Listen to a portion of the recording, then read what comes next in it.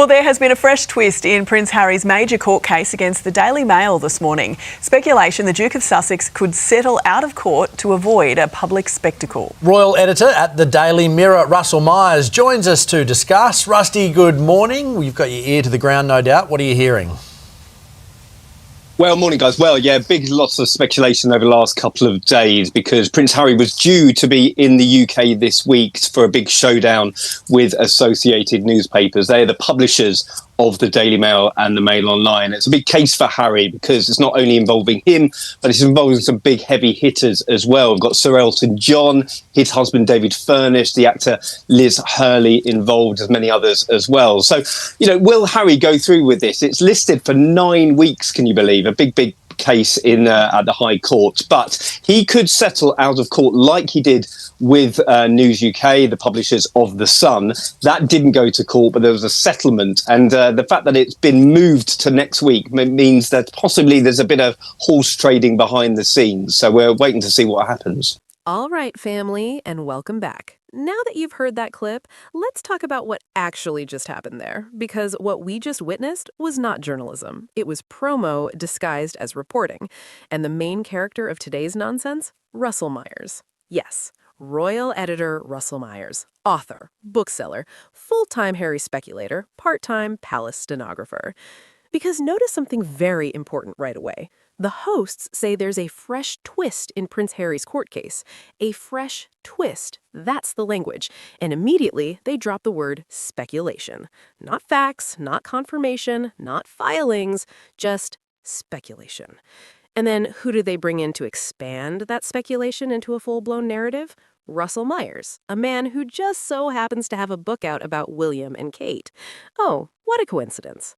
Now let's slow this down, because this is where viewers get misled if they're not paying attention.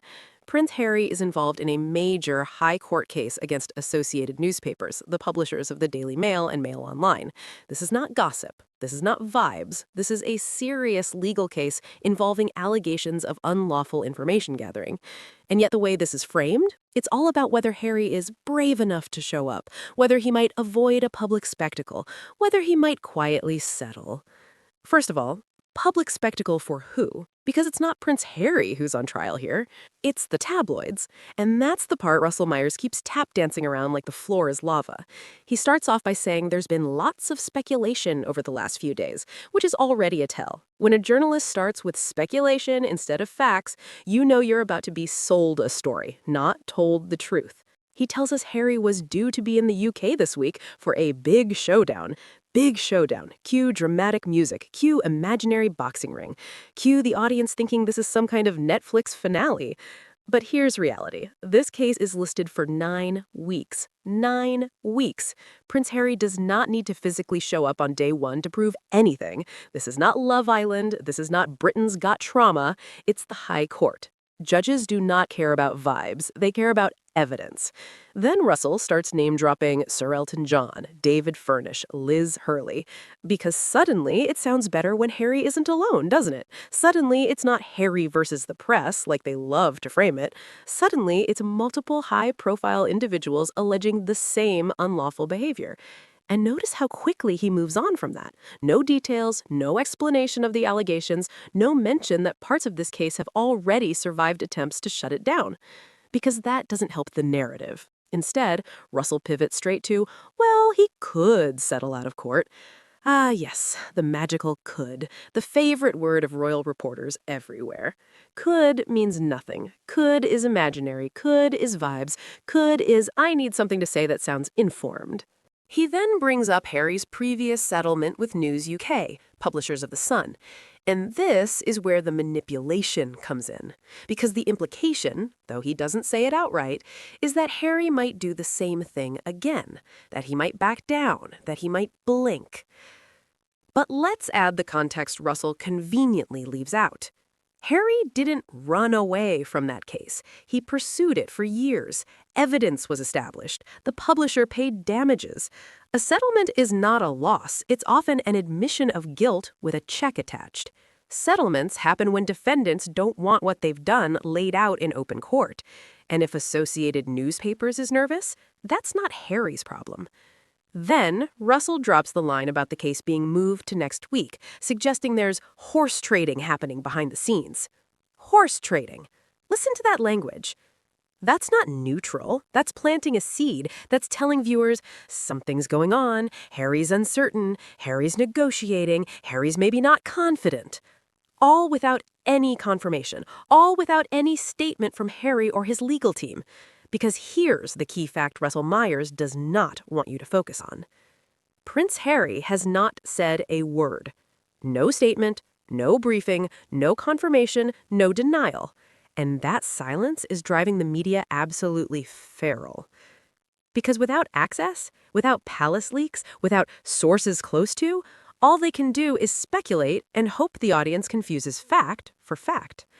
Now let's talk about motive. Because journalism does not exist in a vacuum, Russell Myers has a book to sell. A book that depends on a very specific narrative. William, stable. Kate, flawless. Harry, impulsive, emotional, unpredictable. That story falls apart if Harry keeps methodically dismantling the tabloid industry in court. You cannot sell the future king fantasy if the spare is exposing the rot. So instead of focusing on the seriousness of the allegations against the Daily Mail, we're told to watch Harry, watch his movements, watch his attendance, watch his silence. Classic deflection. Because let's be honest, if Harry does show up in court on Thursday, the same people whispering about settlements will flip instantly. Suddenly it'll be, he's loving the attention, he's grandstanding, he's doing it for optics, he's making it all about himself. There is no winning with this press, only exposing them. And that's exactly what Harry has been doing. This case is not symbolic, it is structural.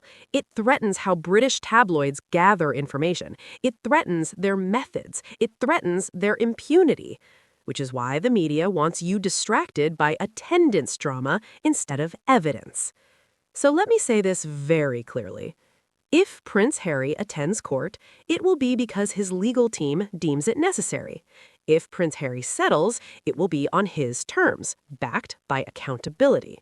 And if Prince Harry does neither this week, the case still moves forward, because the court does not run on vibes. Russell Myers does not know more than the filings. Today, Australia does not have a scoop. This was narrative management, not reporting. And the irony? The more they speculate, the more they prove Harry's point about the media. They cannot help themselves. They create stories where there are none. They frame silence as weakness. They sell uncertainty as insight. So we'll wait, calmly, patiently, with receipts.